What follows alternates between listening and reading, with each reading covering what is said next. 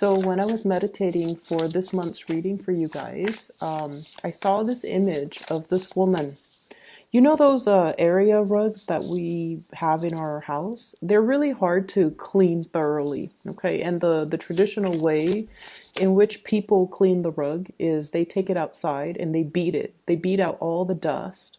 They could even rinse it with like a power hose. Okay, that way to that's the only way I feel to really get all the dirt, all the grime out of the area rug. Vacuuming over it can only remove the surface stain. It doesn't really do any type of deep cleaning. So I see this woman hauling, like pulling and holding pulling the area rug. It's really big. She pulls it out and then she puts it on this industrial like clothesline. And she takes like sticks and then she beats it, and then there's this giant cloud of dust just comes out. And she keeps going at it, and after a while, the cloud gets smaller and smaller and smaller, the cloud of dust. And then she gets the power hose and then she like thoroughly just sprays at it. And she keeps spraying and spraying until the water runs clear. Okay, so that indicates to me some type of a massive deep cleaning is potentially happening in your life or needs to happen in your life in a certain area of your life. And it's almost like a major purging process to get all the dirt, all the grime, all the stain, to do some really deep, thorough fixing and cleaning in some area. And then she puts it's already on that industrial, really strong, like super fortified clothesline, and she hangs it and the sun is out, so it's going to dry on its own. And the other image that I saw is, I saw this boat, and it looks like a cartoon type of a scene. There's a waterway, there's like a lake or something, and the boat has a lot of lanterns in it, and it's all lit up. And it's coming closer and closer and closer to shore. And so it seems like there's some type of festivity, some type of a gala, some type of an event on the boat. I don't see people dancing, but they're dressed pretty nicely, and all the lanterns are lit up, so it seems like something that's like a really fun festive activity. And the boat comes to shore, it docks, and then all the elegant people from the boat, they come towards the land. So I feel with that image, it almost seems like, it just feels to me like a homecoming. It feels to me like, the journey is over. Now we're on to land, we're on to solid ground. Things are a little bit safe, a lot safer, a lot more stable, a lot more predictable. Okay. So based off those two images for you guys, what I'm feeling is, I feel like, the worst of it is done and over with. There's a light at the end of the tunnel. And I feel like you're able to reach this light at the end of the tunnel, mainly because of your doing, of your ability to purge yourself of things that are no longer serving you, ways of doing, ways of thinking, ways in which many of you have held on to situations and things from your past, okay? I'm getting an image of somebody being a little bit of a hoarder or a pack rat, somebody needing to like get rid of their possessions and their belongings that they've hoarded since they were, an infant, since they were really young. And I'm also seeing like many of you having a lot of emotional attachments to things, objects, places, and people. And if those experiences have been very positive, then you want to hang on to them, and that's great. But if those experiences have been quite negative, and I feel like they might have been quite negative, you hang on to them and they really weigh you down. They weigh you down in terms of affecting your self-esteem. They weigh you down by, miring you in a lot of self-doubt. Like, am I worthy? Am I capable? Am I able to move on past this? And I do feel many of you, possibly carrying that around as a security blanket, okay? And one of the reasons why people do that is They carry this security blanket around that might not be entirely positive in an effort to tell themselves, like, I knew it, I shouldn't have done it because nothing works out. I should have trusted my gut instinct and not have done that because, it's always going to blow up in my face. So it's almost like that security blanket as an excuse to not try new things.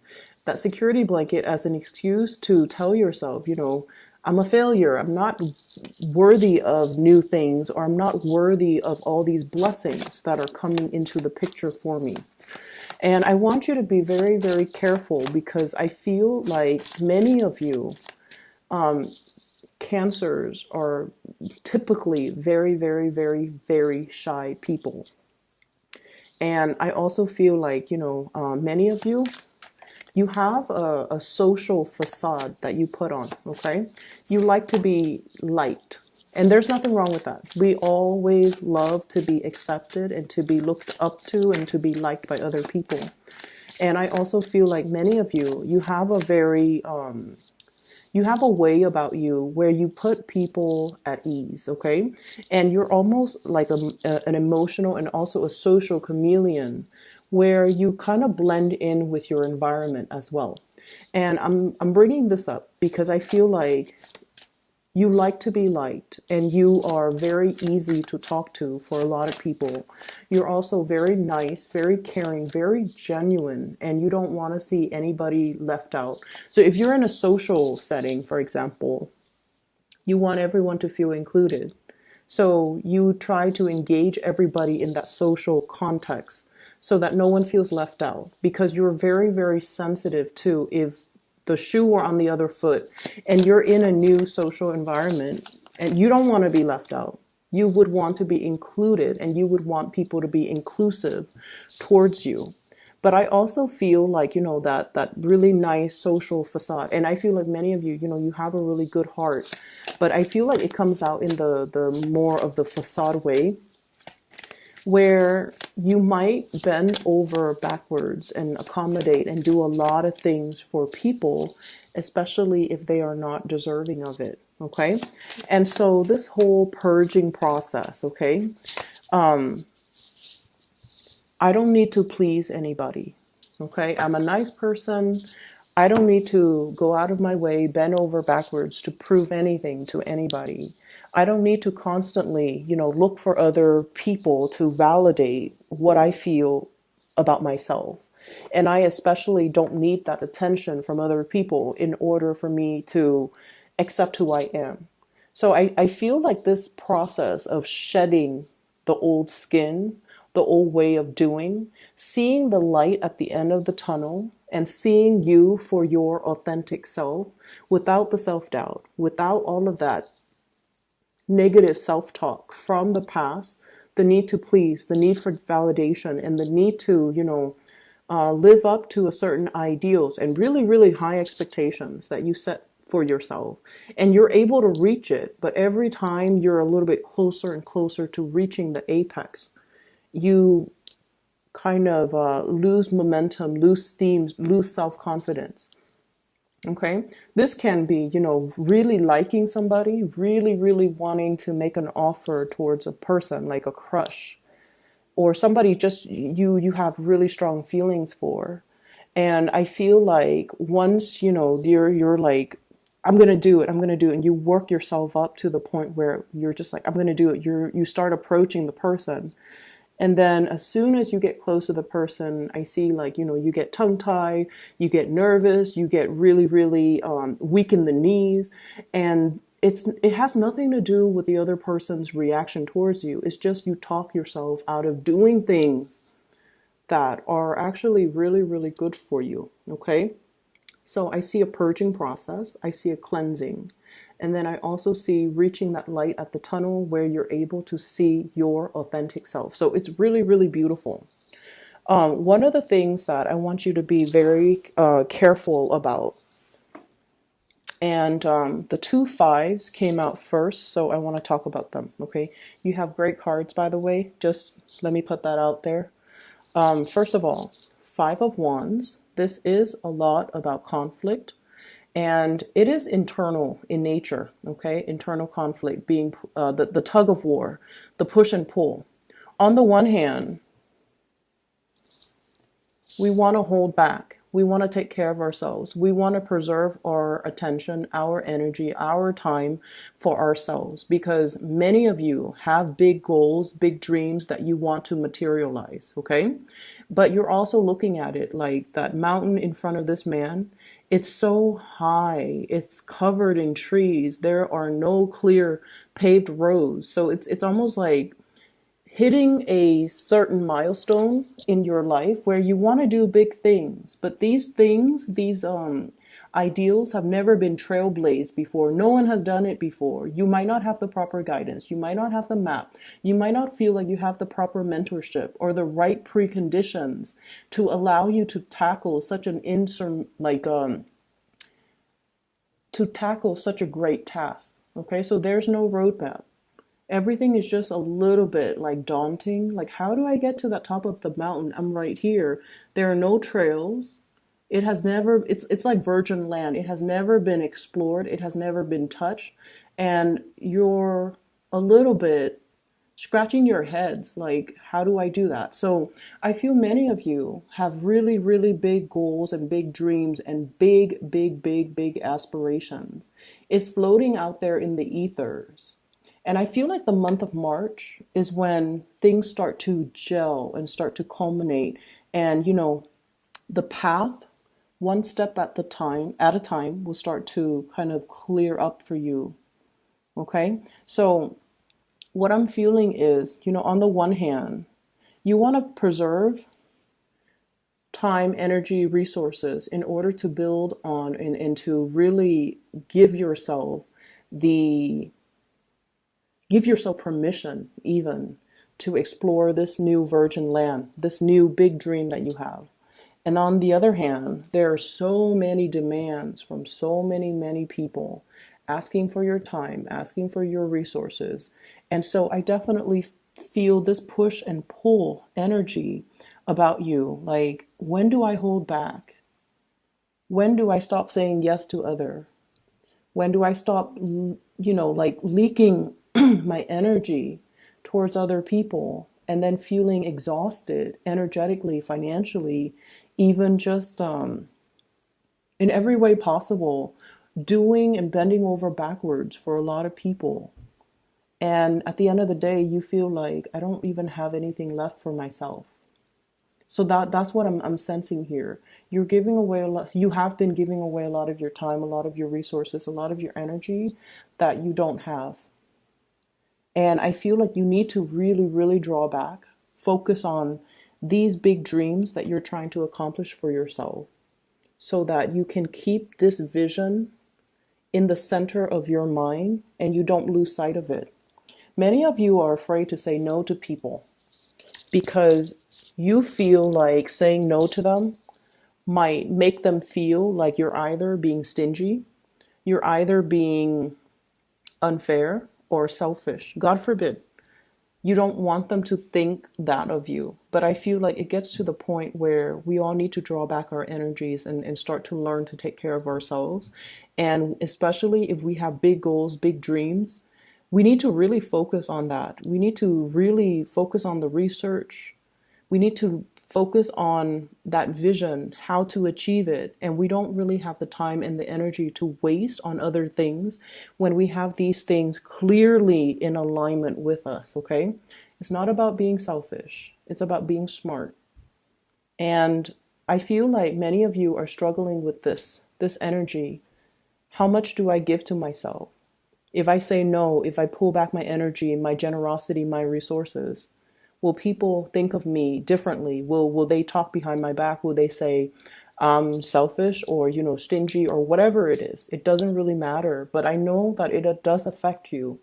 So it's easier said than done, but I know that it does affect you. What people feel about you and think about you really deeply affect you on a very heartfelt level.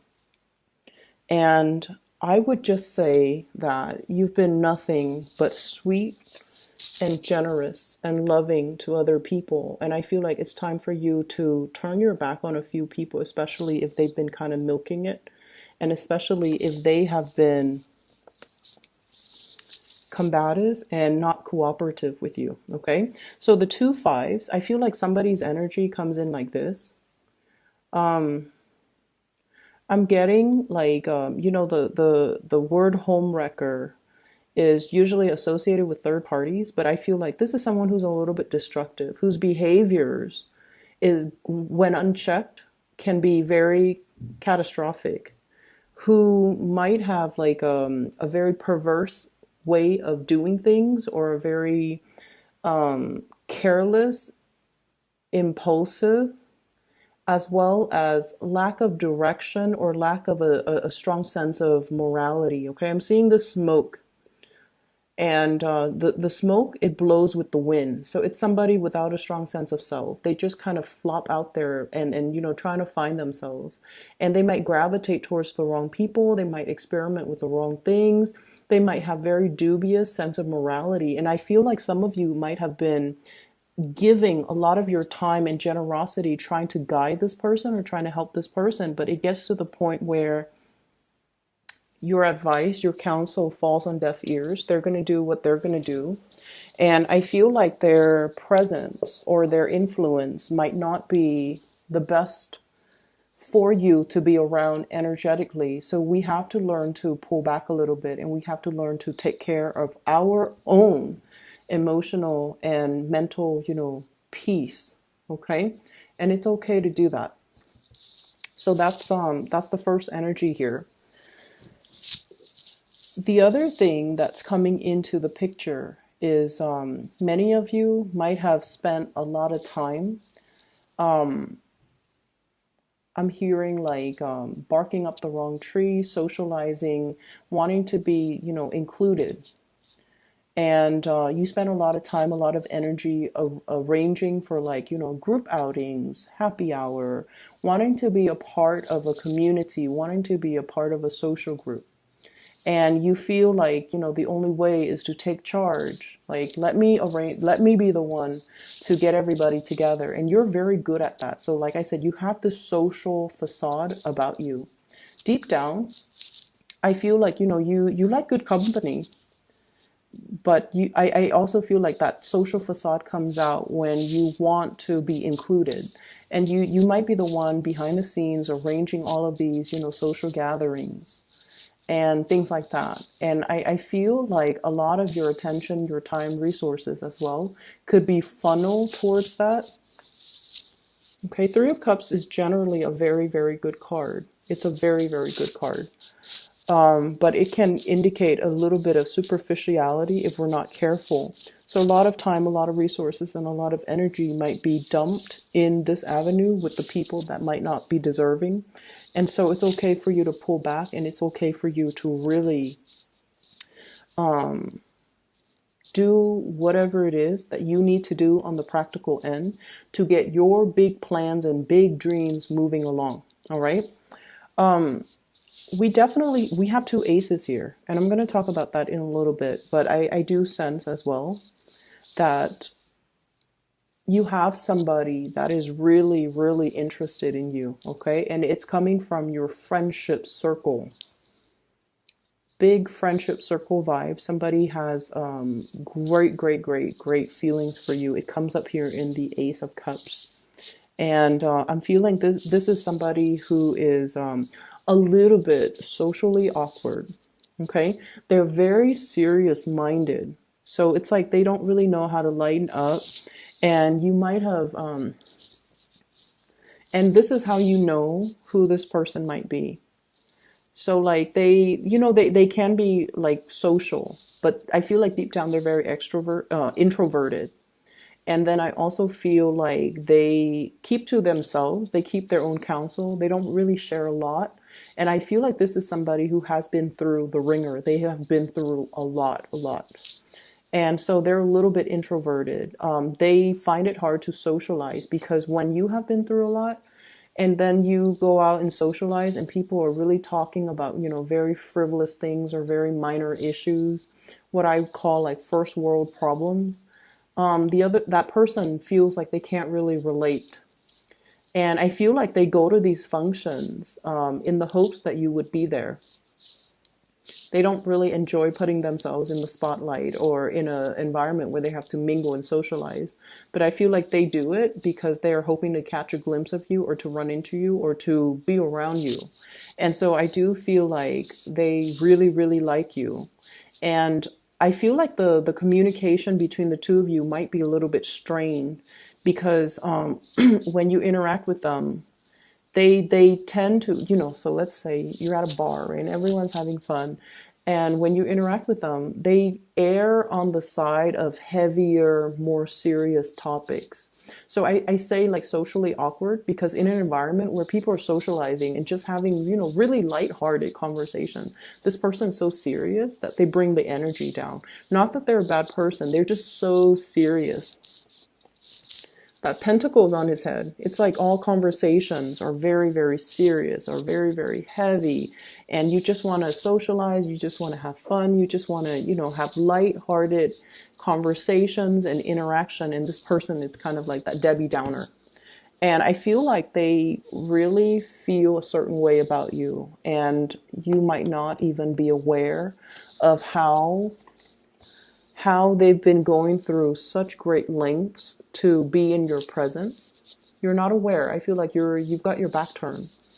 They're going through such great lengths to be in your presence. And I feel like their love is very, very real because just imagine somebody who's like this serious offering their love. It is real, it is sincere, and it is definitely worth exploring. So I feel like you have this option on the table for you in the month of March.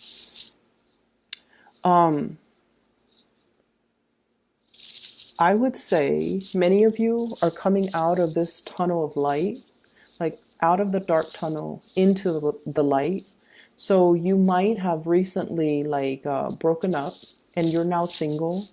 You want to socialize and there will be opportunities for massive amount of dating. Okay.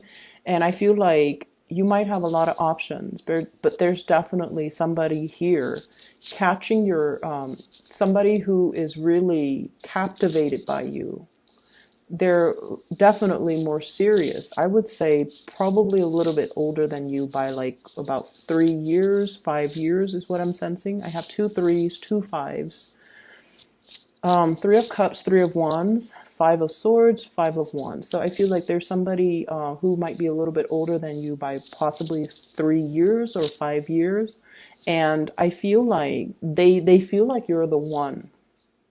They feel like you're the one. They feel like, you have that sensitivity about you where, like I said, they've been through a lot, but when they talk to you, they feel comfortable. They feel like you never judge them.